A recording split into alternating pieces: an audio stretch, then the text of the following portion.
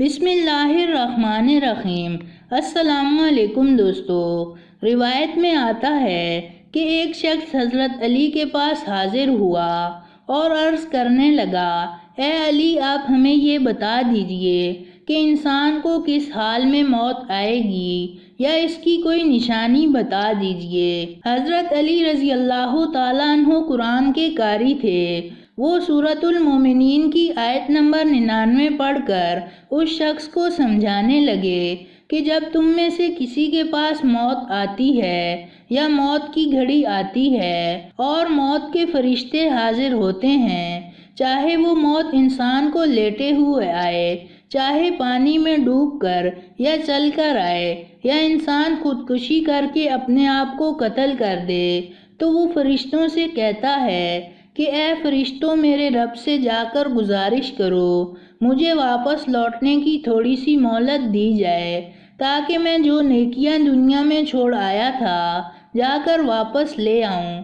اگر ایمان والا نہ تھا تو ایمان لے کر آ جاؤں، اگر گناہگار تھا تو نیک کام کرنے کی مہلت مانگے گا۔ تو فرشتے اللہ رب العزت کی طرف سے جواب لے کر آتے ہیں کہ ایسا ہرگز نہیں ہو سکتا کہ تجھے اور مہلت دی جائے، یہ مہلت قیامت تک کسی کو بھی نہیں ملے گی۔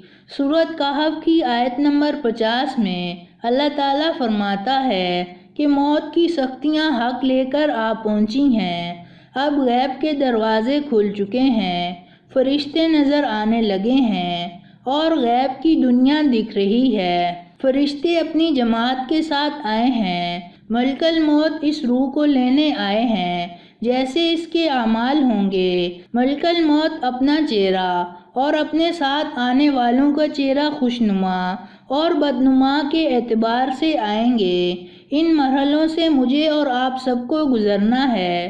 موت ایک ایسی چیز ہے جس سے کسی کو کوئی انکار نہیں۔ اللہ ہمیں موت سے پہلے اس کی تیاری کرنے کی توفیق عطا فرمائے، آمین۔ تو دوستو، یہ تھی ہماری آج کی ویڈیو۔ پسند آنے کی صورت میں لائک کریں اور اپنے دوستوں کے ساتھ شیئر کریں، اور مزید ایسی ویڈیوز دیکھنے کے لیے ہمارا چینل سبسکرائب کرتے ہوئے ساتھ موجود گھنٹی کا بٹن بھی دبا دیں۔ شکریہ۔